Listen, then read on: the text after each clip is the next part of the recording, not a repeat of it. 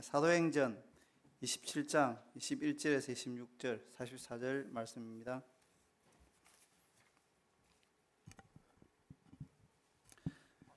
여러 사람이 오래 먹지 못하였음에 바울이 가운데 서서 말하되, 여러분이여 내 말을 듣고 그레데에서 떠나지 아니하여 이 타격과 손상을 면하였더라면 좋을 뻔하였느니라.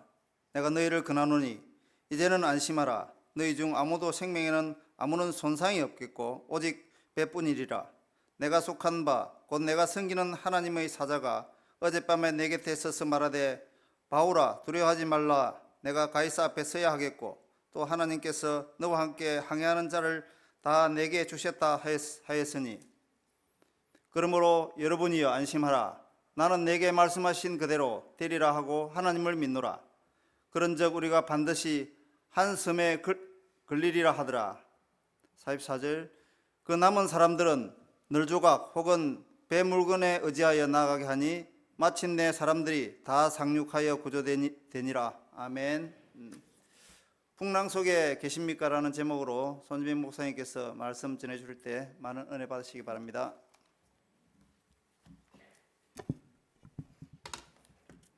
앞뒤 보시면서 인사하시겠습니다. 오늘도 참 잘 오셨습니다.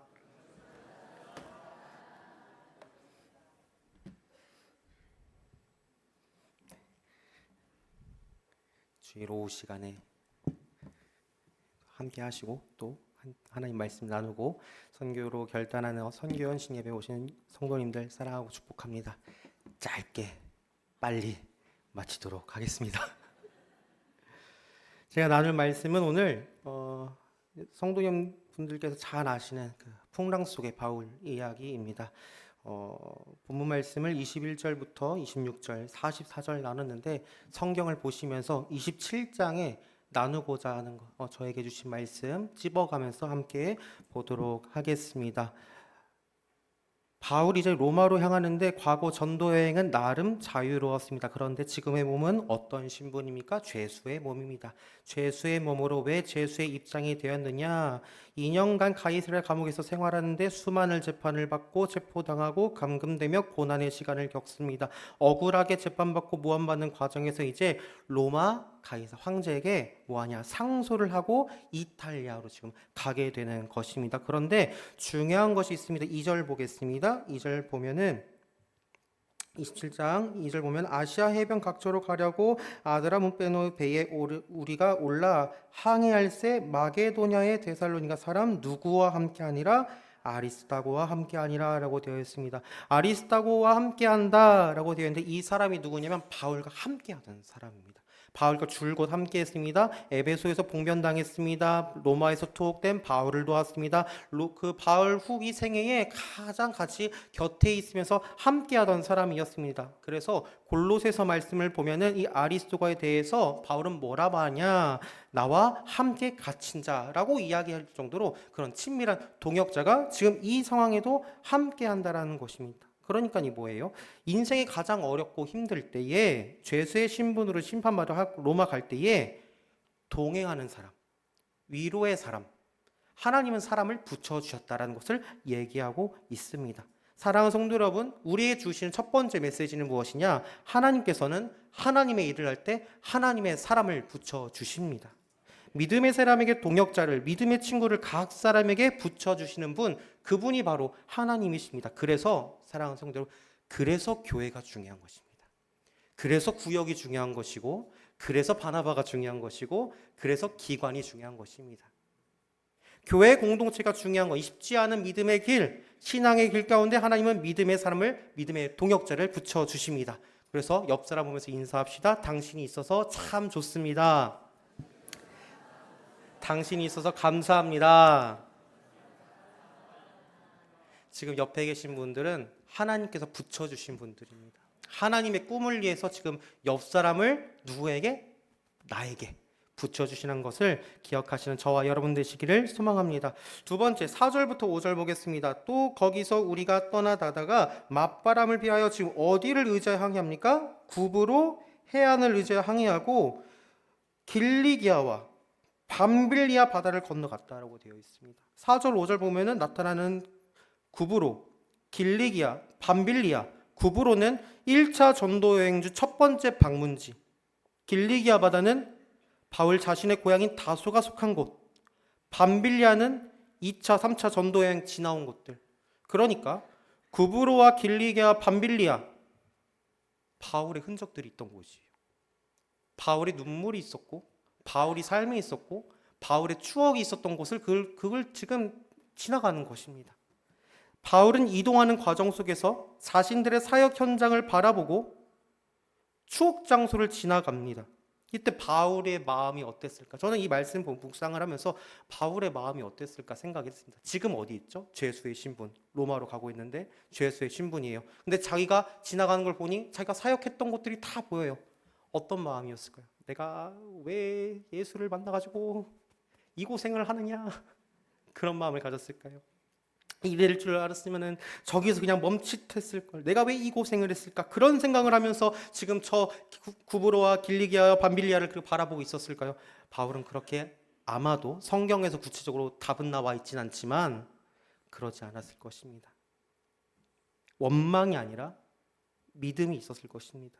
자신의 전도 여행 중에 내가 구브로에서 만난, 저기에서 만난, 길리기아, 밤빌리아에서 만난 그 사람들이 예수께로 돌아올 것이라는 확신, 그 확신과 믿음으로 지금 바라보면서 로마로 향했을 것입니다.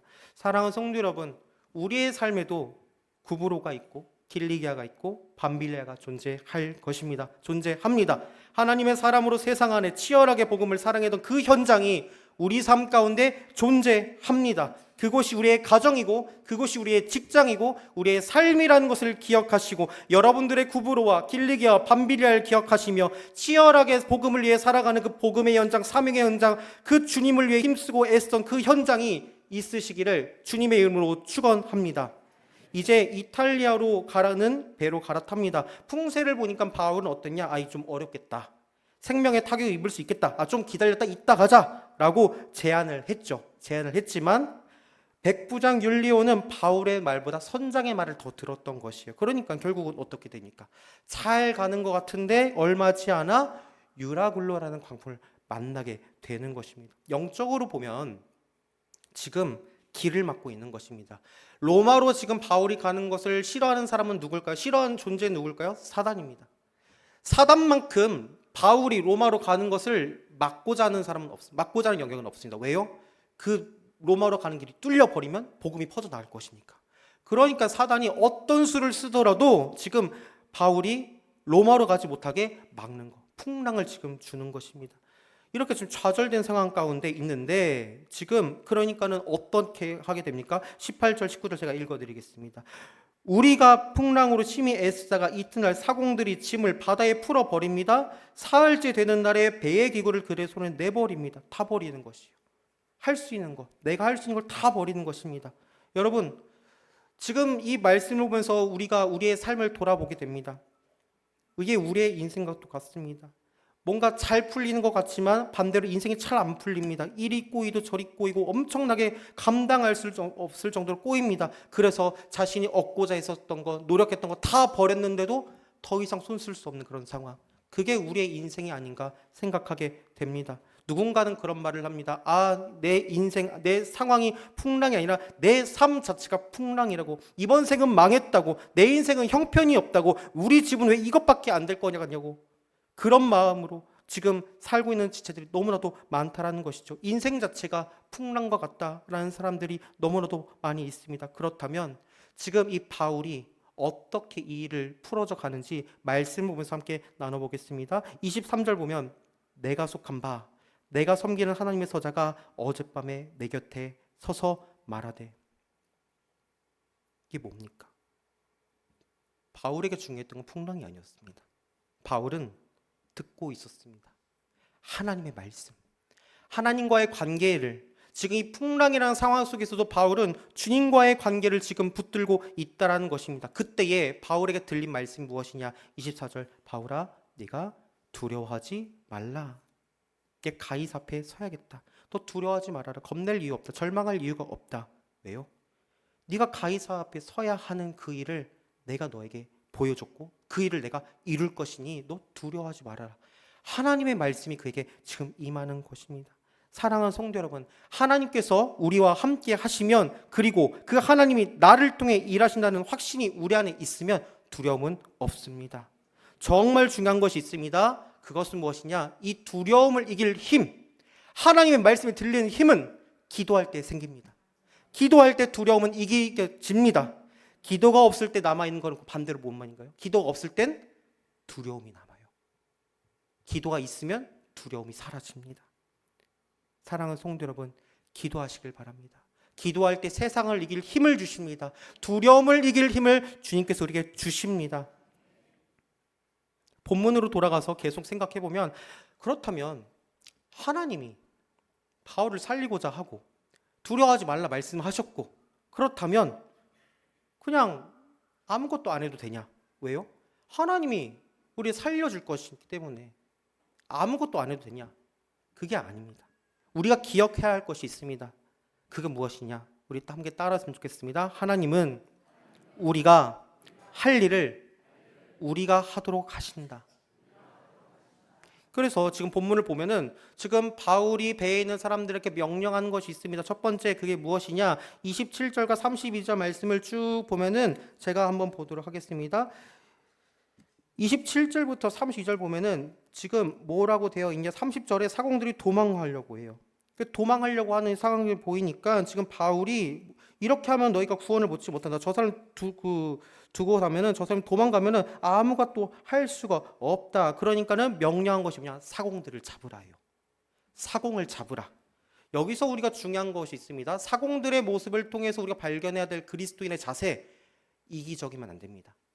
자기 살고자 자기의 익숙한 무리라고 해서 도망치는 그 사공들의 모습을 통해서 우리는 그들의 이기심을 보게 됩니다. 그리스도인의 자세는 이기심을 버리는 것에 있습니다.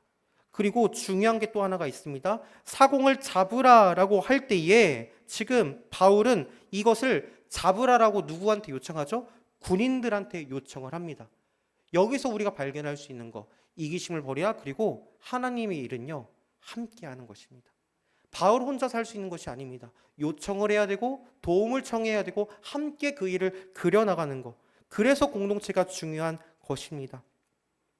사랑하는 성도 여러분, 바라옵기는 이기심을 버리고 사람들과 협업하여 함께 주의 일을 그려나가는 대언의 모든 성도님들 되시기를 주님의 이름으로 축원합니다. 이어서 말씀 보면은 두 번째 명령이 있어요. 첫 번째 명령은 사공을 잡으라. 두 번째 명령은 무엇이었냐? 33절과 34절 말씀 보면요, 이 사람들이 열나흘 째 아무것도 못 먹었대요. 아무것도 못 먹으니까 34절에 음식 먹기를 권해요. 이게 뭡니까? 먹어라. 음식을 먹어라 라고 권하는 것입니다. 그래야 육체적으로 건강해야 육지까지 갈 수 있으니 먹을 것을 먹으라 권하는 것입니다. 사랑하는 성도 여러분, 건강하셔야 됩니다. 육적인 건강, 영적인 건강 모두 건강해야 돼요. 우리가 신앙생활 할 때 이 영적인 건강만 추구하는 경우가 굉장히 있는데, 마음 건강 챙기셔야 되고 정신 건강 그리고 육체 건강 챙기셔야 됩니다. 이게 무너지는 거 하나님께서 원하시지 않습니다. 옥하는 목사님께서 간증하신 후에 그 설교를 들어보면은 옥 목사님이 세미나 때 그런 얘기 하셨어요. 자기가 제자 양육에 대해서 그렇게 올인하고 했는데 건강관리 제대로 못한 거에 대한 후회가 있으시다고 그런 얘기를 하셨습니다. 사랑하는 성도 여러분, 바라옵기는 저와 여러분이 육체적으로, 정신적으로, 정서적으로 건강 챙기는 저와 여러분 되기를 소망합니다.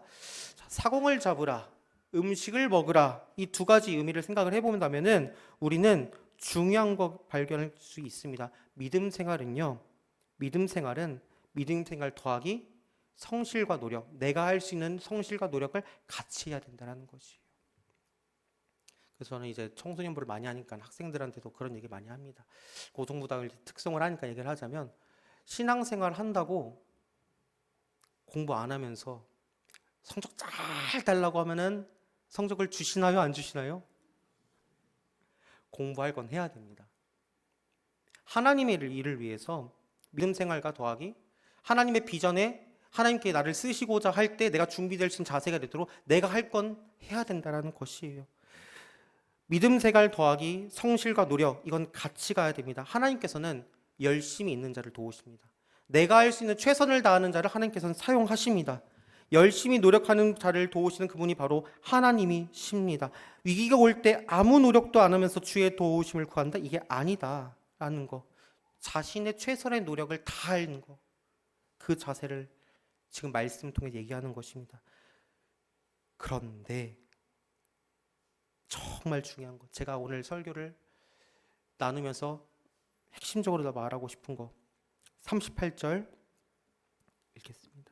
배부르게 먹고 밀을 바다에 버려 배를 가볍게 하였더니, 40절 말씀, 닻을 끊어 바다에 버리는 동시에 키를 풀어 늦추고 돛을 달고 바람에 맞춰 해안을 향하여 들어가다가, 38절에 배부르게 먹고 밀을 바다에 버려 배를 가볍게 했던 이건요, 자신의 소유과 욕심을 다 버리는 것입니다. 그리고 40절, 닻을 끊고 바다에 버리고, 40절에 나오는 닻을 끊고 키를 풀어 늦추고 돛을 다는 거, 이거는 사공들이 하는 것인데, 이 일은 무엇이냐? 정박계획, 인간이 조정할 수 있는 거, 인간이 배를 컨트롤할 수 있는 거, 그거를 다 끊어버린 거예요. 다 끊어버립니다. 내가 컨트롤할 수 있는 거, 내가 조정할 수 있는 거, 내가 다스릴 수 있는 거, 그 모든 것을 다 끊어버리고, 40절 후반의 말씀, 바람에 맞추어 해안을 향하여 들어가다가, 이게 무엇입니까? 바람에 맡기는 것입니다. 바람에 맡기는 거. 바람에게 모든 항해를 이제 맡기는 거. 바람이 동에서 동쪽으로 쭉 불면 내 몸도 이쪽으로 흘러가고, 서에서 불면 서로 쭉 내 몸도 따라가고. 이게 결국 뭘 말하는 것입니까? 이거를 통해서 우리 알 수 있는 건, 성도 여러분, 사공을 잡으라, 음식을 먹으라, 내가 할 수 있는 최선을 다하고 내가 할 수 있는 모든 것들을 다 하지만 신앙생활의 끝은 주님께 맡기는 것입니다. 하나님께 다 맡기는 것입니다. 이게 신앙입니다. 할 수 있는 최선을 다하되 바람에 맡기는 신앙. 주님께서 가라고 하시면 가고 멈추라면 멈추고 주님께서 인도하시는 대로 따라가는 그 삶, 그게 바로 우리의 믿음이 될 줄 믿습니다. 제가 청소년부 사역을 할 때 어떤 친구가 그런 얘기를 했습니다. 목사님, 저는 MBTI의 전형적인 극 J형이래요. 그 J형은 뭐냐면요, 극 P가 있고 극 J가 있는데, 극 P는 계획이 없는 사람, 근데 극 J는 계획대로 되어야만 하는 사람들 있죠. 그게 J형의 사람들이에요. 그 J형의 사람이 목사님 전데, 저는 대학을 준비하거나 어떤 아이들과 친구들과의 만남을 준비할 때 1안에서 7안인가 8안까지를 준비를 한대요. 무슨 말이냐? 1안이 안 되면 2안을 하고, 2안이 안 되면 3안을 하고, 3안이 되면 4안을 하고, 쭉쭉쭉 해서 그게 7가지 방법, 8가지 방법을 경우의 수를 다 생각하면서 그렇게 산대요. 내가 물어봤어요. 안 피곤하니? 안 피곤해? 어떻게 하려고 그렇게 살아? 근데 그게 자기가 그렇대요. 계획대로 안 되면 불안하대요. 제가 그런 얘기를 들으면서 그런 생각을 했습니다. 100세 인생이라고 사는데, 이 100세 인생 나름대로 디자인하며 아름답게 살려는 계획을 하지만, 우리가 분명히 기억해야 될 것은, 우리가 할 수 있는 것을 하는 것이고, 인생을 움직이시는 분은 하나님인 줄 믿습니다. 이게 우리의 신앙의 고백이 되어야 됩니다. 사람이 할 수 있는 최선을 다하되 운명을 지키시고 운명을 이끄시고 운명을 책임지시는 분은 하나님이시라는 것, 그게 지금 바울의 고백이었다라는 것입니다. 중요한 게 있습니다. 바람에게 맡긴다, 바람에게 나를 맡긴다 라는 것의 중요한 것은 하나님이 우리와 함께 하시다라는 게 전제가 돼요. 하나님이 우리와 함께 하신다라는 게 믿어져야 바람에게 맡길 수 있습니다. 제가 몇 년 전에 신혼여행을 갔습니다. 신혼여행을 갔는데, 이제 휴양지를 가니까, 휴양지 가면서 신혼여행 때 나름 선택 관광이라는 걸 합니다. 선택 관광을 하다 보면은 물놀이 하는 게 있었습니다. 그래서 이거 그래도 해양 바다 왔는데 물놀이 해야겠다. 그래서 물놀이를 했는데, 저는 뭔가 안전 장비가 있고 사람이 있는 그런 데인 줄 알았어요. 그런데 그냥 해안가가 살 줄 알았는데 배를 타래요. 그래서 배를 탔습니다. 배를 타더니만 해안가가 아니라 바다 한 군데로 저와 아내를 끌고 가는 것입니다. 그러고서 탁 멈춰요. 그래서 내리래요. 오리발 하나, 2개 신고 구명조끼 하나 입고서 떨어지래요. 그래서 제가 혼자 떨어지나요? 그러면 와이프랑 같이 떨어지래요. 그래서 떨어졌습니다.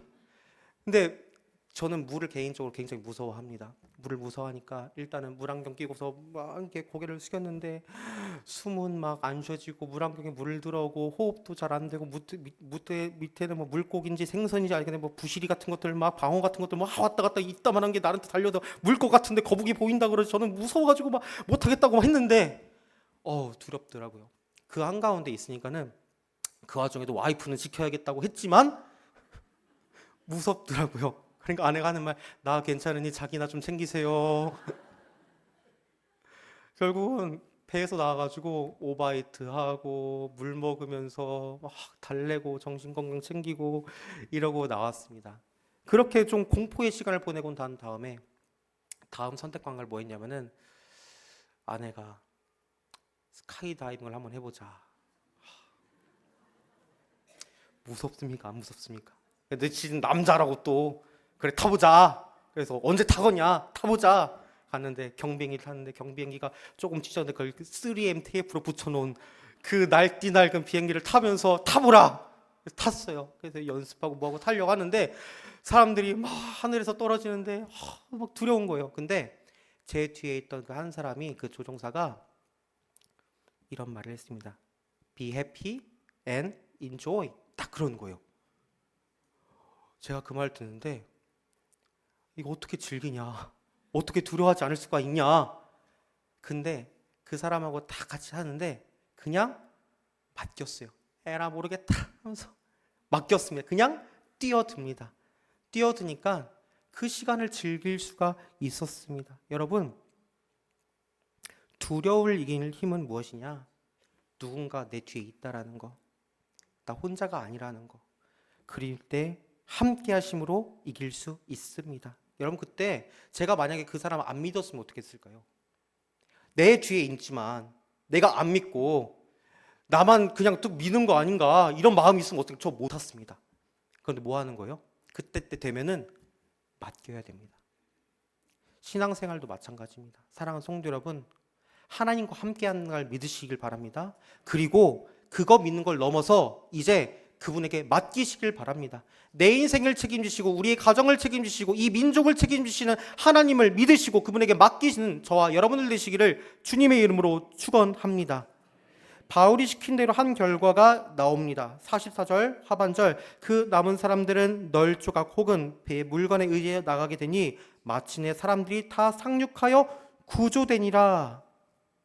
바울 한 사람으로 인해 모든 사람들이 살았습니다.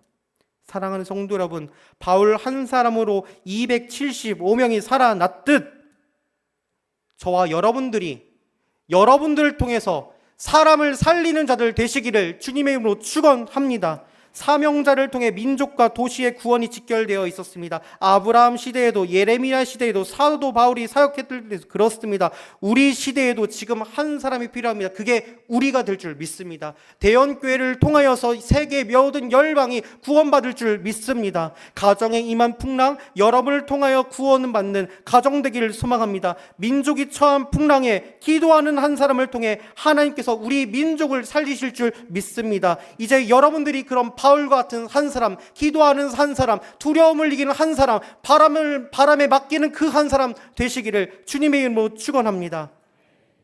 여러분들 때문에 가정이 살아나고 여러분들 때문에 교회가 살아나고 여러분들 때문에 나라가 살아나는 역사가 나타날 수 있도록 인생의 풍랑 속에서 믿음으로 우뚝 서는 저와 여러분들 되시기를 주님의 이름으로 축원합니다. 하나님 앞에 기도하시길 바랍니다. 내 안에 두려움을 이길 힘 더하여 주시고 제 선교 사명 잘 감당해서 나를 통하여서 하나님의 선교가 부를 듯 일어나는 사람을 살리는, 세상을 살리는, 이 열방을 살리는 우리가 되게 되려고 함께 기도하길 바랍니다.